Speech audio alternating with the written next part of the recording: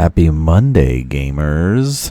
We are back with a mirror matchup. It doesn't happen often on the channel, but when it does, it's exciting. There's something about fighting in a mirror matchup that you're like, how do I navigate this? Both players should know their deck, so it's a whole different element, but thanks for hanging out with us. I'm NanMans. We've got some modern gameplay action, and this is going to be Hollow One versus Hollow One. So if you're not familiar with the deck, here's how it's going to work. Your goal is to be able to cycle a bunch of cards from your hand, discarding them, drawing cards, things like that. Be able to try to cast a Hollow One for a reduced cost. You're able to bring back a Detective's Phoenix from your graveyard to give something a little bit more evasion. You've got, of course, basically the best red and black spells that are in there. This is really turning into the best red and black deck out there. It's really interesting. We're seeing Faithless Looting, of course, making a big reason why this is one of the best red and black decks out there. It's the unbanning of Faithless Looting. But when you think about it, you go, okay, a couple of years ago, you're like, oh, Rakdos,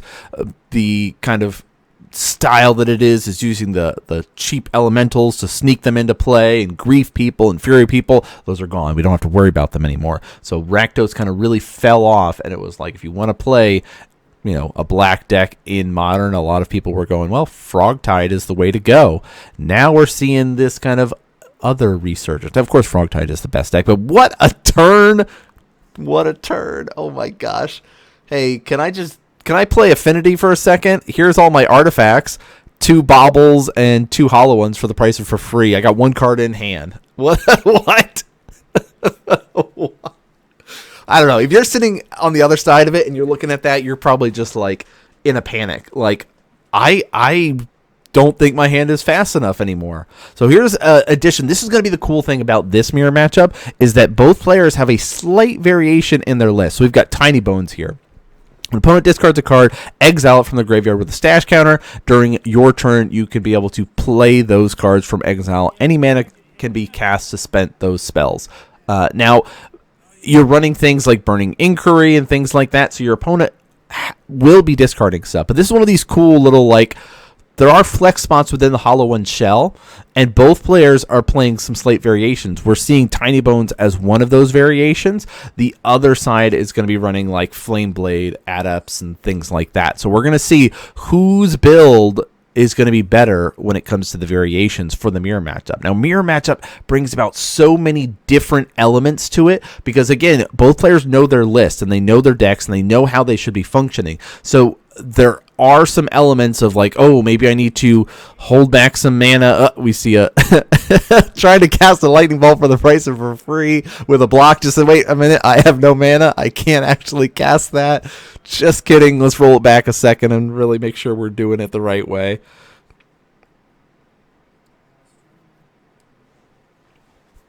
All right, let's see. Let's see what's happening. Untapping. How are we going to navigate? Oh, so we know there's a bolt. We know there's a blocker. So we can at least kill one of the hollow ones. But what do you do after that? You still have 4 damage. I mean, we took 8 right there, drop into 12 right away. I guess you push for damage and hope for the best, but then it's like you got to really have the right setup to follow up then. So let's fetch. Probably a basic here. Go for a basic mountain. That's the thing. It's like Rakdos does have a nice advantage within the meta because of things like Harbinger of the Seas and the Dimir decks up at the top. It can be very explosive and powerful. It could have a little bit of challenge against some of the energy lists, so be careful about that. But it is a pretty decent deck. Now, it does have that RNG elements of things like Burning Inquiry and maybe discarding the wrong cards, but using a Bowmaster with Burning Inquiry is like one of the best feelings ever. All right, fetch is coming around. So, yeah, we see a bunch of mana. Let's just kind of pass it up and see what our opponent can put together here.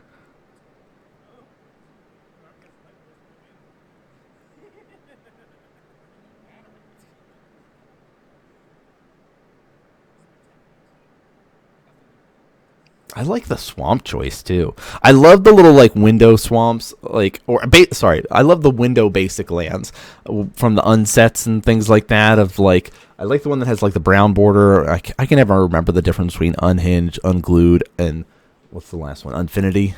I can never remember. Okay, no, that's a lie. Unfinity is the to infinity and beyond, it's the space one. I know that much, but the unglued and unhinged, I can't tell the difference, which one had which land, but somebody maybe in the comments might know the difference between these.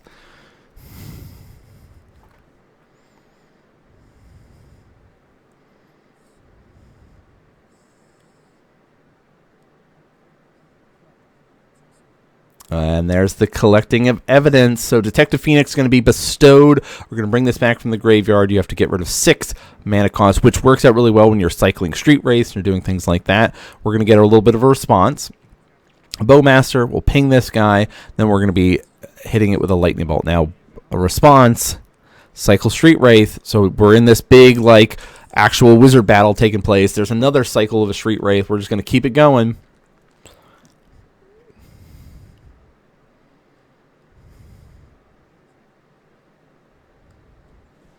I like the Brawly token as the Orc army.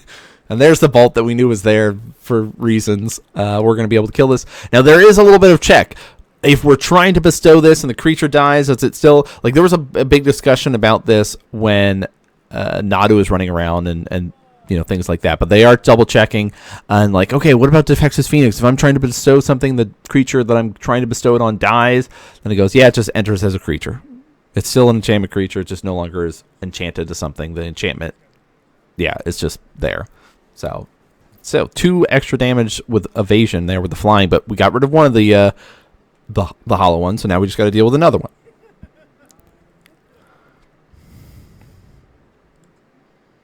There's the difference. Okay, so here's another bit of a difference.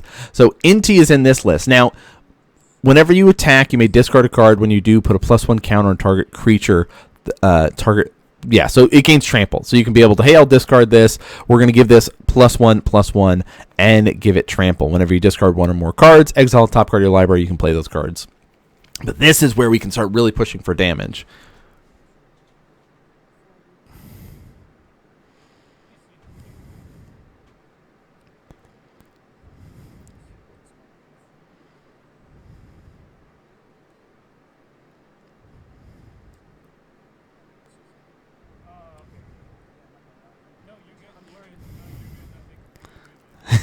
Like this. I don't know. So do you like the Inti in it? Seeing it right here with the hollow one, it's that feels really good. Now, the player on the right is using Intis because he does not have Dragon Rage Channelers right now. That's where he did the flex and changes to it. But, that's really cool.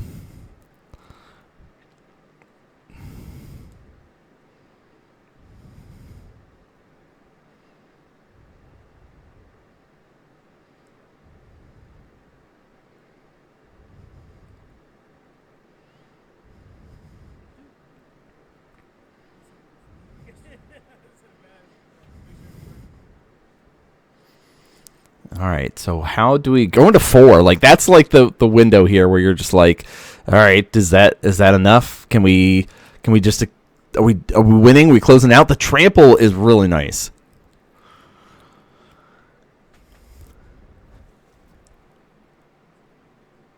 Hey, a bolt on that. No more trample coming across for anything else. No more advantages. And we're going to cast a Burning Inquiry. And guess what? We're going to use that Tiny Bones to do it. Now that will be extra damage.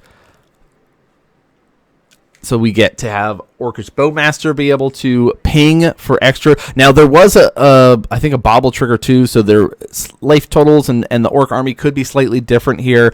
All you guys watching at home, you are watching. You know when these mistakes are happening, and I appreciate everybody letting us know when you catch these mistakes. Some of them I miss when I'm doing the commentary because I get sucked into having conversations or thinking about something else or doing something else, and then it's I missed it, but you guys are catching it, and I appreciate you because the whole point of the channel is to see how great the modern scene is, but also to educate and learn and see these things. But look at that Exactsies. Here is Exactsy amount of damage that we need there.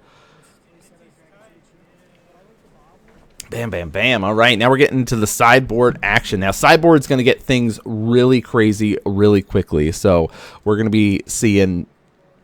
We'll see what sort of options these players are going to go for. They're talking about using Inti in the decks and the reason why they like that a lot compared to the Dragon Rage Channeler, and they're oh yeah, there's these sequencing stuff that you can do with it. It's a really cool card.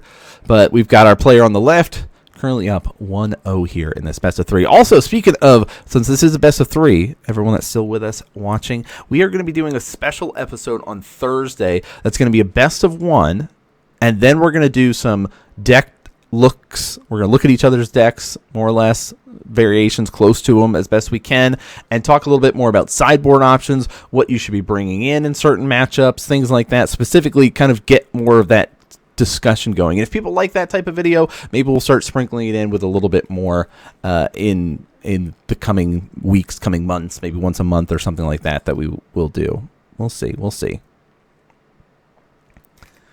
All right, the players are deciding.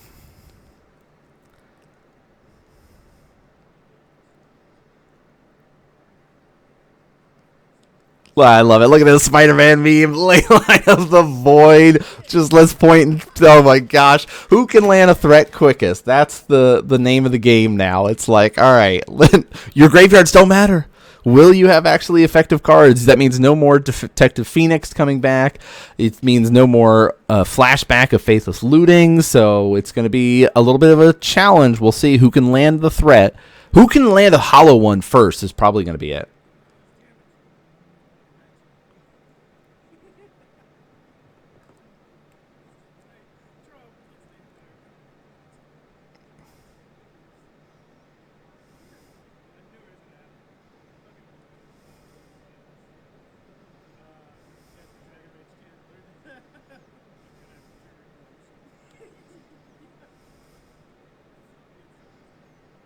All right, Dragon Rage Channeler. Hey, guess what?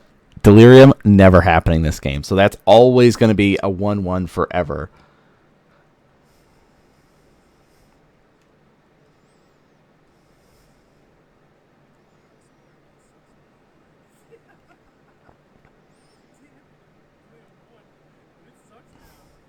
He says, this sucks now. It's always going to be a 1-1. Yeah. I mean, but at least it's a threat, right? You can come out there, can do some damage. Doesn't work so well against NT. That's like a 1-2 or something like that. But at least for now, you have something. The Surveil could still be relevant in this. Even though it's going to get exiled, it could still be important to filter your draws that way. Surveilling, yep.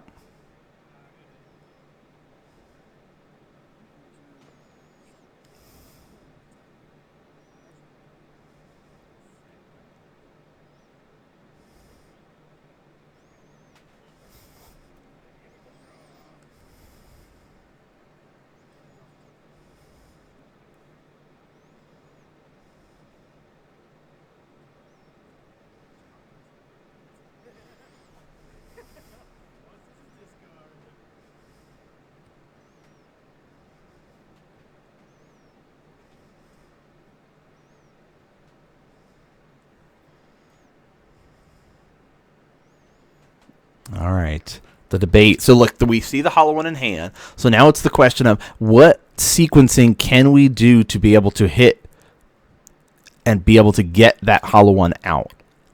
It's going to be a tight little navigation here. We've got a Street Wraith. We have some tools to help us dig for it, but it's going to be like, can we just take a couple of pokes from the 1-1 and then maybe assemble something in the upcoming turns? That might be where we go.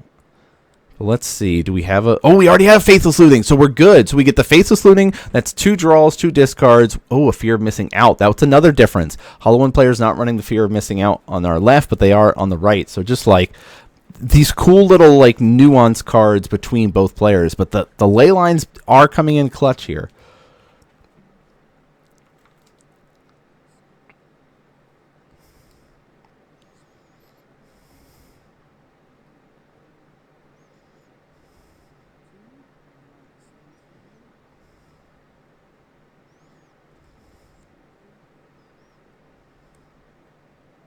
Yep, there's a Street Wraith. Cycle. We'll drop our hollow one down. And then, yep, we almost missed the draw, so good catch there, so we will draw a card.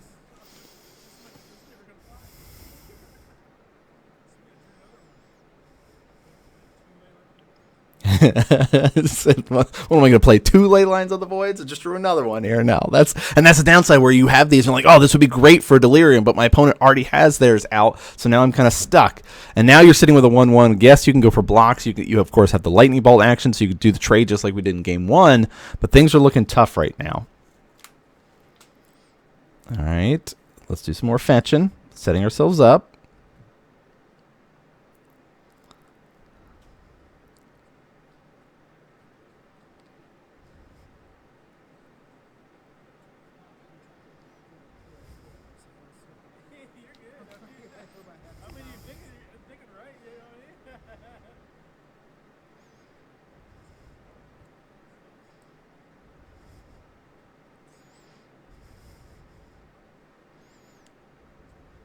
There's the Inti. So Inti with Trample is going to make this blocking stuff really hard, especially because now it becomes a 5/5. It's going to get that +1 counter on it. So now you're going to be left in this moment of going, all right, what can I do? My normal like bolt action is not going to work the way that I want it to.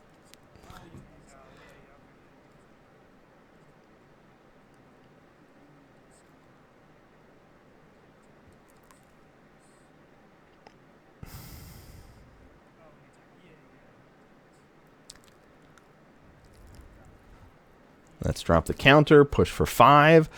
Let's exile this, which we could cast the Flame Blade Adept. Yeah, so let's do that.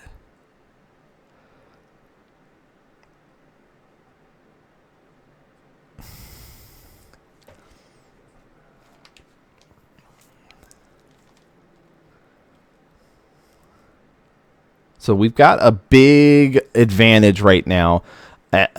Our player on the left was like, hey, this card sucks. Holding another Goyf that does nothing. It's an 0/1 blocker. That's exactly what we need. So here's the Flame Blade. Yeah, whenever we're discarding, so if we're cycling, if we're using Faithless Looting, this is Flame Blade Adept is like an old school Hollow One card that players used to run back before like Inti and Dragon Rage Channeler and stuff like that. But here's a Bowmaster. That could help a little bit.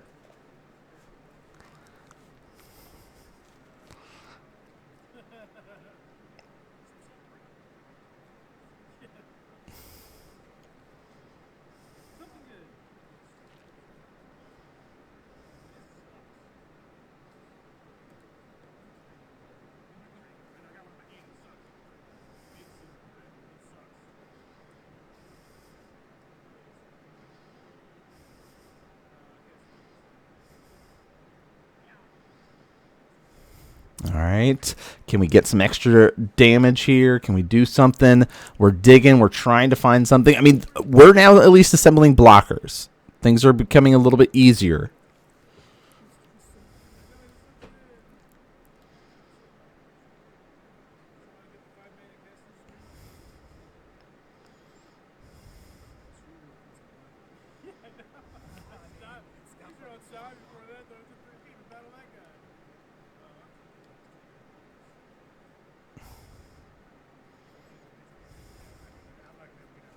All right, there's the scoop up.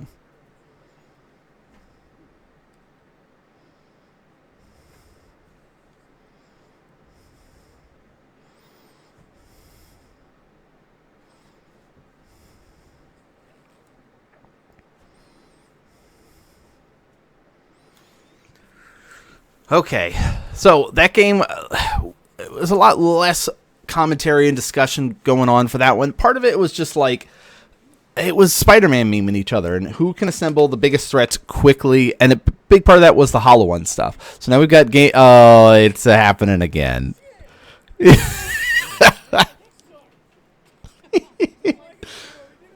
Leyline of the Voids, Spider-Man and meme. Hey, let's do a Dragon Rage channel again. Oh, so here's the downside. We saw that game 1, things worked out really well for a player on the left. Game 2, without access to the graveyard, the deck started to fall apart. Here's the other discussion. It says, oh, you're running the Black Cleave Cliffs. I'm not running any of those. And the player on the right was saying, yeah, I wish I could run Arena of Glory. I don't have any right now, so I'm running this in its place. And yeah, Arena of Glory is really nice. Players are running like one. I think, I like the idea of having at least 2 in the list because you're going to always have a mountain to be able to have it enter untapped and stuff. So it's all right, let's see. A Faithless Looting turn. Can we get another hollow one to hit? Quite a few lands in here we could pitch. There goes one.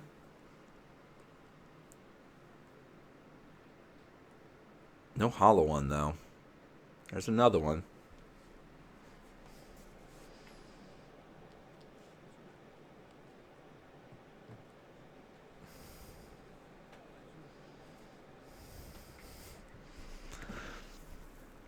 That we also were discussing the idea of running like almost a Jund hollow one just to be able to splash in things like pick your poisons, which could be quite well against certain meta decks. You know, if your shop has a lot of artifact decks or people trying out the Mox Opal builds and things like that, that could be pretty useful, destroying an enchantment, an artifact. Also, if they're playing against Amulet, you can kill an Amulet Titan, or you can kill an Amulet Vigor, you can kill the Urza Saga. Like, it does a lot.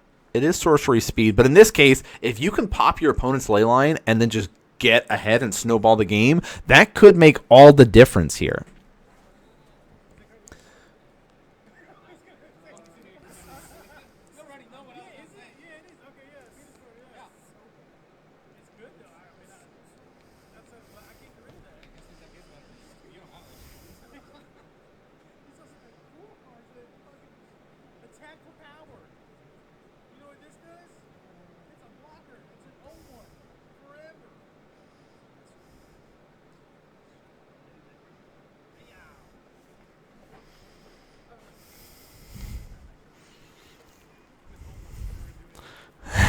You see, yeah, okay, the player has another Nether Glaive. He's like, hey, look at this great O1 I have. It does nothing.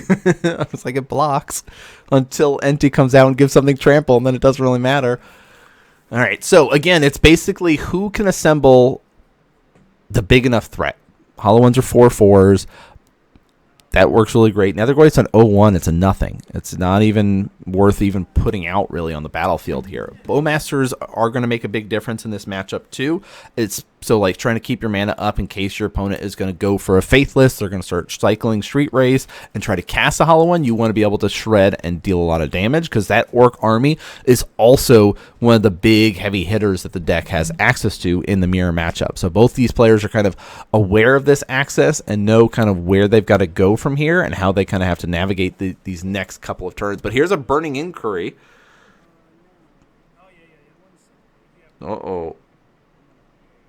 Yep, there's the response. So we're going to try it. Here's the Bowmaster going to come out. I feel like get rid of Dragon Rage Chandler makes a lot of sense. You could go for face here, but it's like, let's just guarantee clear up the board. In response to the ETB, we're going to be shooting it with the Bolt. It says, hey, I still get the Orc army, right? Yep, still get the army, but now it won't get any bigger than a 1/1.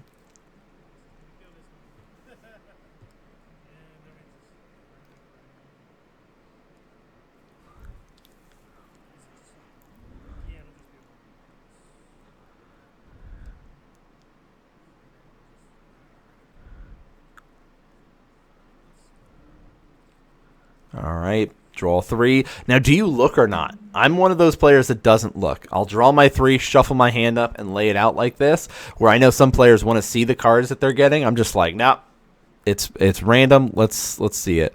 So those 3 are gone. Those 3 are gone. Also, it's always funny when you see players that have similar sleeves. In this case, it's easy to know who has what, but like sometimes you'll see, oh, everybody has the same sleeves. I hope we don't mix them up on accident. And in the case where they have the same deck, that would be the worst. No hollow one. Looks like maybe a hollow one was discarded there. Yeah, again, we are still adjusting our camera setup here. It is a little bit off-center, a little bit skewed, and we are working on fixing that a little bit for everybody. But the biggest thing is we've cut down on the camera shake a lot in this first attempt. And that was a big thing that a lot of players were pointing to and saying, hey, we'd love to see this get fixed and adjusted, but Scalding Tarn. Oh, there's a Phoenix. That's a pretty good way to go about things. We're not going to be able to bestow it, but we can at least be able to put a clock on our opponent. This is going to be like a really close game 3 between it. 14 to 16 life here. Doing another fetch. Oh, I think they're looking for a basic mountain at this point. So we get the shock land. Yeah, we discarded it earlier.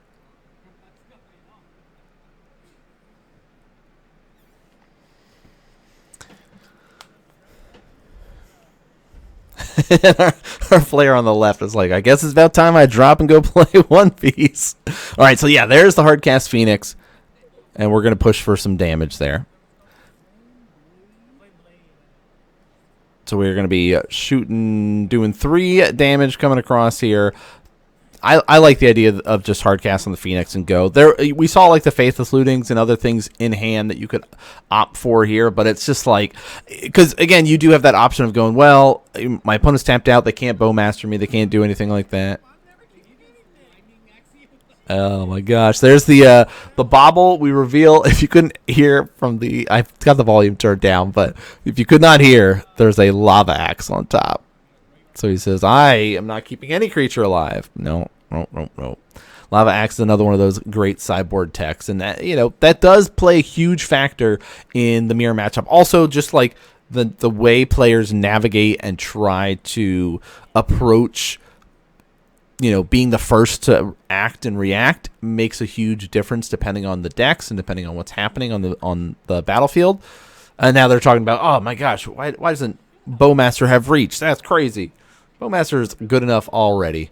They said, well, maybe if they got rid of Flash or something like that, or it's these different mentalities about. Although there is that discussion of like everything with a bow should have reach, and then there's the whole. But Nylea doesn't have reach. She's bigger than every bird out there. She's a goddess, and she doesn't have it. Yeah. So yeah, we're that's the fun part. Like, I love these kind of videos to show you guys because these are tried and true. This is what an LGS is like, right? Players are sitting here and they're gaming and they're doing it. And yes, they are locked in and they're trying to win. But it's also just that let's have, discussions about creatures with reach. And let's just kind of chill and relax and hang out and do that whole discussion thing.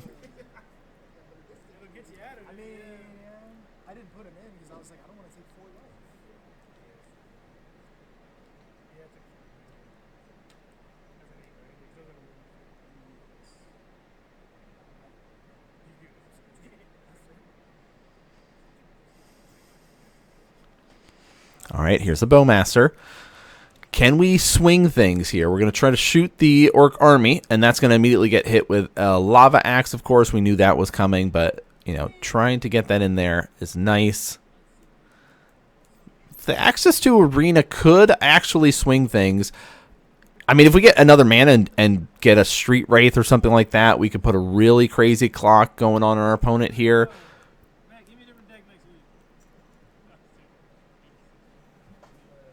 All right, we know we're taking 2, going to 6. Are we exerting? No exert. Oh, a Faithless. Okay. Any Bowmasters in response? No Bowmasters. Hey, I can cast this guy. I got a game plan. Players, I can cast this.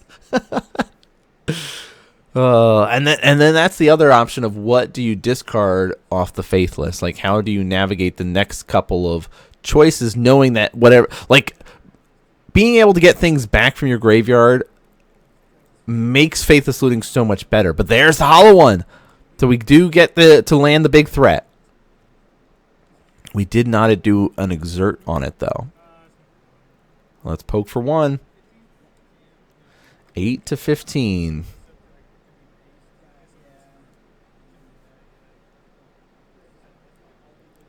Oh my gosh. 2 Street Race and a Faithless. Do we dig? Do we go for it and hope we hit a hollow one of our own? Yeah, let's try it. Draw 2, discard 2. Hey, another sideboard tech we're going to see? A Blazing Root Walla. Madness for zeros. That means if you discard this card, you can pay 0 and cast it. It's got fire breathing essentially, but you can only activate it once. Gives it +2, so it's basically a 3/1 creature, which is crazy. Blazing Root Walla. All right, there's a Fatal Push, so we could do some blocking. Cycle the Street Wraith. Gotta land. No luck, no luck. You cannot Fatal Push the hollow one, though, because it does cost 5. You can at least still put a clock, right? There, it drops our opponent to 6.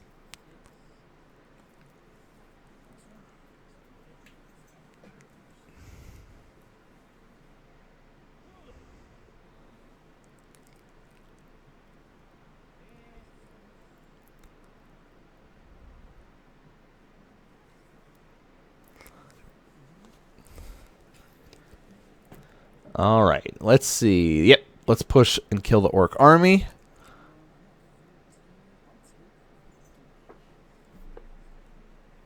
Yeah, we'll take it.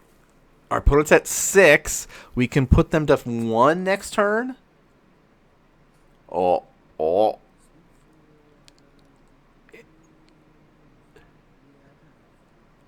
It says, yep, here's 5. No response. There's a Bowmaster. What a way to finish it off there. Wow. It was very likely the hollow one could have gotten there at the end if we maybe had an extra turn or something there, but that was our mirror matchup. Hope you guys enjoyed it. We don't have them as often on the channel. We do have a lot of other games coming up for you guys every Monday and Thursday, so thanks for tuning in and watching, everyone. Hope you guys enjoyed our hollow one versus hollow one matchup. That's going to do it for us. See you all next game.